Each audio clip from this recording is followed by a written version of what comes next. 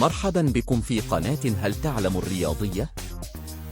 يتزين ملعب خليفة الدولي لاستضافة مباراة هامة تجمع بين منتخبي المغرب والإمارات ضمن نصف نهائي كأس العرب 2025. وتنطلق صافرة بداية المباراة في 5:30 مساء بتوقيت السعودية، 6:30 بتوقيت الإمارات، 3:30 بتوقيت المغرب.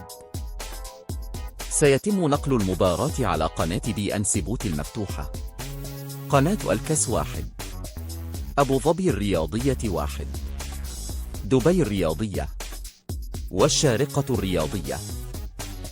ما هي توقعاتكم لهذه المباراة؟ ومن سيكون في نهائي كأس العرب؟ إذا أعجبكم الفيديو ضع لأيك واترك تعليق، ولا تنسى الاشتراك في القناة من فضلك، لنستمر لتقديم المزيد لكم.